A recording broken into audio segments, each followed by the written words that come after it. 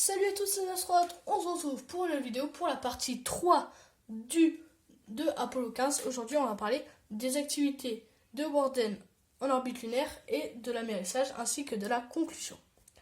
Alors, Warden, durant les 3 jours passés par Scott et Irwin à la surface de la Lune, Warden est chargé d'effectuer des observations depuis son vaisseau, Endeavour, en orbite et de réaliser des expériences scientifiques.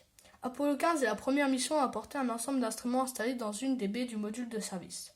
Cet ensemble comprend un appareil photographique panoramique, un spectromètre de rayons gamma, une caméra télérémique, un altimètre laser, un spectromètre alpha, un spectromètre X et un spectromètre de masse.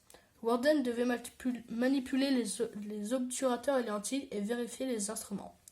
Décollage et rendez-vous avec le module de commande. Le module lunaire avec Scott et Irwin à son bord décolle de la surface de la Lune le 2 août à 17h11, après y avoir séjourné 66 heures et 55 minutes. Dès que l'altitude de 15 mètres est atteinte, le module lunaire incline sa trajectoire initialement verticale de 54 degrés, en la rapprochant de l'horizontale pour optimiser l'accroissement de la vitesse orbitale. L'accélération, très faible, un tiers de la gravité terrestre, est à peine ressentie par les astronautes. Injection sur une trajectoire vers la Terre. Apollo 15 passe son dernier jour en orbite avant l'injection sur une trajectoire qui doit le ramener sur Terre. Trans-Earth Injection, la dernière poussée du SPS qui les placerait sur la trajectoire de retour. Le centre de contrôle modifia profondément le plan de vol. Lorsqu'Apollo 15 réapparut de derrière la Lune lors de sa 73e orbite, soit 2 révolutions avant la TEI, l'équipage devait se préparer pour le lâcher d'un satellite et le démarrage du propulseur qui les ramènerait sur la Terre. Comme l'essentiel des composants du CSM et du LEM, le SPS était constitué de nombreux éléments répondants. L'amérissage. La capsule d'Apollo 15 durant sa descente vers la Terre, un des 3 parachutes ne s'est pas déployé. À leur réveil, les astronautes éteignirent le CIM, ramenèrent la canne du spectromètre des rayons X et sécurisèrent l'équipement, de même que le reste du module de service. Il brûlera lors de la rentrée atmosphérique. Ils effectuèrent ensuite la dernière correction de trajectoire en utilisant pendant 21 secondes le RCS, ralentissant de 1,7 m par seconde. Leur dernière tâche était alors de se séparer du module de service et d'orienter le vaisseau correctement. Ils activèrent le module radio VHF pour la communication qui suivrait la rentrée.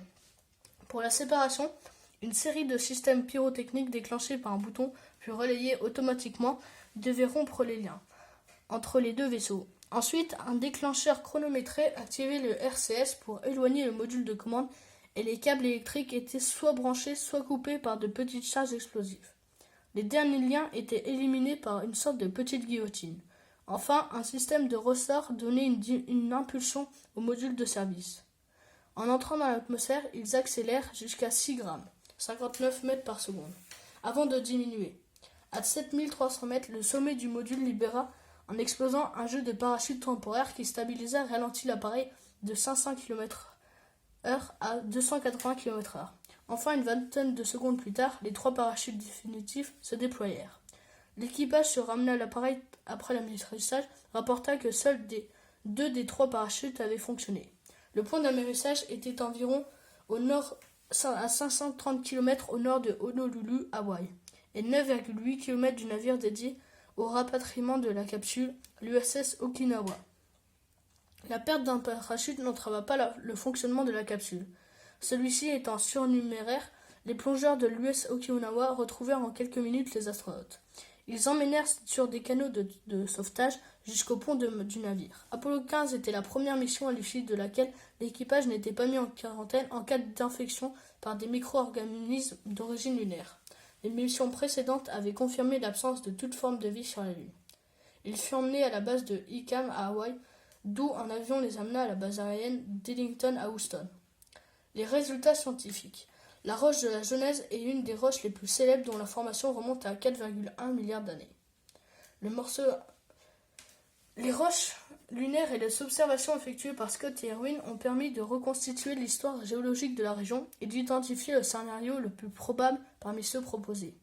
Le sismomètre intégré à l'ALCEP, déposé par l'équipage d'Apollo 15, combiné aux mesures effectué par les mêmes instruments déposés par Apollo 12 et Apollo 14, a permis par triangulation de déterminer avec une plus grande précision l'épicentre des séismes lunaires. Sur la Lune dépourvue des forces tectoniques, ceux-ci sont très faibles, 1 à 2 sur l'échelle de Richter. Malgré cela, les données n'ont pas permis de trancher entre deux scénarios. Une transition brutale entre la croûte et le manteau à 55 km/h de profondeur, ou progressive entre 25 et 70 km. La forme des ondes sismiques suggère que le manteau n'est pas complètement solidifié, mais les parties encore liquides se présentent sans doute sous forme de poche. Alors les astronautes, on a fini pour Apollo 15. J'espère que ces 3 vidéos vous auront appris beaucoup plus sur Apollo 15. Je vous demande de vous abonner et de lâcher un petit pouce bleu.